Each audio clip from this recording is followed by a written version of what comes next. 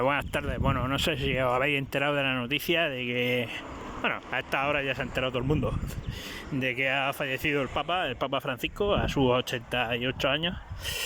Entonces, bueno, os voy a hablar un poco de lo que es el papado, de lo que es el Papa, ¿no? Como figura, y de lo que va a pasar ahora y tal.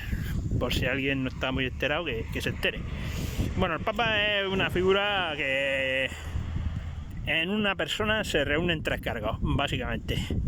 Uno de carácter temporal y dos de carácter espiritual, ¿vale? Su cargo, digamos, temporal es el de jefe de Estado del Vaticano. El Vaticano es el país más pequeño del mundo. Es básicamente un barrio de Roma, ¿vale? Y funciona como una monarquía electiva. Hay un colegio de cardenales que se reúnen y eligen al nuevo jefe de Estado del Vaticano. Y esta persona pues, él manda como un rey absoluto en el Vaticano. Ahí no hay democracia que valga. A su muerte pues eligen a otro y así. El segundo cargo que tiene, que es el más antiguo de los tres en realidad, es el de obispo de la ciudad de Roma, ¿vale? Luego os voy a contar cómo el obispo de Roma pasó a ser el jefe de toda la iglesia. Pero bueno, en principio era solo eso, el obispo de la ciudad de Roma. Y el tercer cargo que tiene es también otro de tipo espiritual, como el de obispo de Roma, pero a nivel universal. ¿Por qué? Porque es el jefe, digamos, supremo, digamos, de la Iglesia Católica, que está extendida por toda la tierra, básicamente. Entonces, él, como jefe de la Iglesia Católica, tiene el cargo de pontífice máximo, supremo pontífice, que ese se llamaban así los jefes de la antigua religión romana, de la religión de Júpiter y tal. Julio César, por ejemplo, fue pontífice máximo.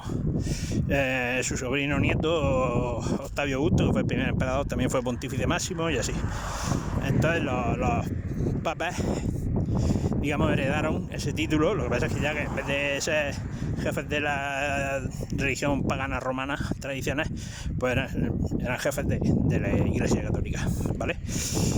Bueno, vamos a ver cómo el obispo de Roma pasó a ser jefe no solo de la iglesia de la ciudad de Roma, sino de toda la Iglesia Católica. Bueno,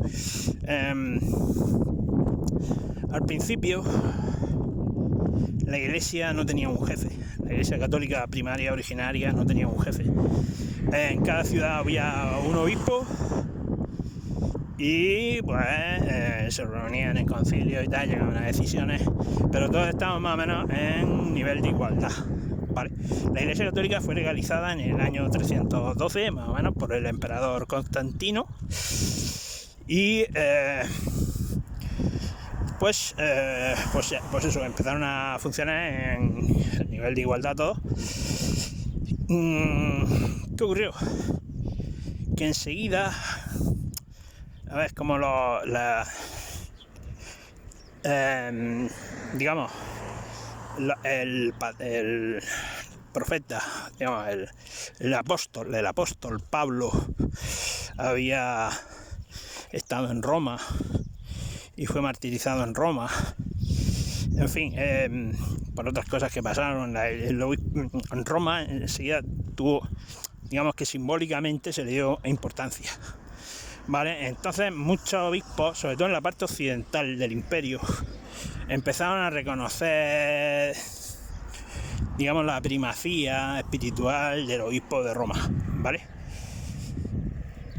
Sobre todo en la parte occidental, ya os digo, la iglesia, o sea, el obispo de París, el obispo de Milán, el obispo de Toledo, de Toledo.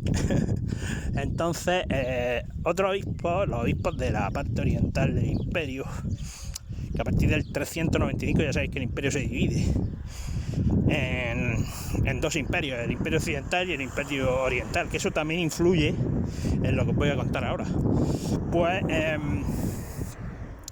los obispos de la parte oriental, un poco más tarde del imperio oriental, los obispos de Antioquía, el obispo de Alejandría, el obispo de Constantinopla, pues no reconocían tanto la primacía del obispo de Roma. Y entonces esa fue una de las causas, que hubo más causas de tipo doctrinal, ¿no?, sobre la naturaleza de Cristo, etcétera. Esa fue una de las causas, el reconocer o el no reconocer la primacía del obispo de Roma, de la ruptura de la Iglesia entre Iglesia católica e Iglesia ortodoxa, ¿vale? Que se produjo más tarde, ya había caído el Imperio Romano y todo. El Imperio Romano de Occidente, ya sabéis que el Imperio Romano de Oriente sí duró mucho más tiempo. Entonces, apoyado en ese reconocimiento que los obispos occidentales hacían de su primacía, el obispo de Roma empezó a considerarse como una especie de jefe de la Iglesia, sobre todo el jefe de la Iglesia en el Occidente. Luego se inventaron, digamos, una supuesta donación que Constantino, el emperador Constantino, habría hecho de tierras en el centro de Italia para dominar esas tierras. Digamos, es un documento falso que le llaman la donación de Constantino, para crear su dominio temporal, digamos, ¿vale? Su dominio territorial.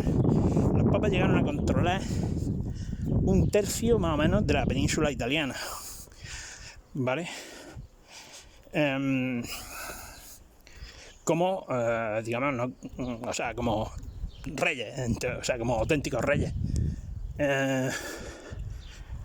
Luego, con la independencia de Italia en el siglo XIX, la unificación, porque había estado dividida en diversos estados, ¿no?, entre ellos los estados pontificios. Luego la Casa de Saboya,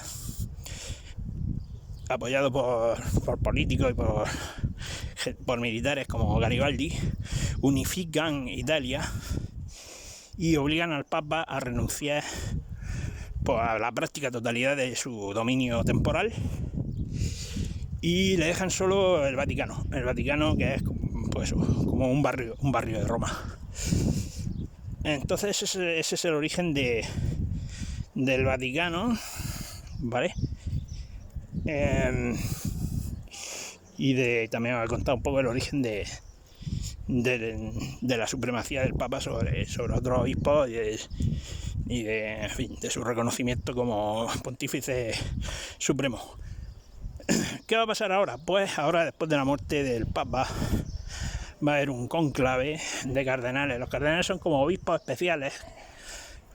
¿Por qué son especiales? Porque son llamados cuando muere un papa para elegir al papa siguiente. Se les llama príncipes de la Iglesia, porque entre ellos puede surgir el nuevo rey, entre comillas, ¿no?, el nuevo papa. Y de hecho es así como pasa, ¿no? Entonces ahora llegarán cardenales de toda la tierra, se reunirán en Roma y de entre ellos elegirán al nuevo papa. Bueno, venga, un saludo.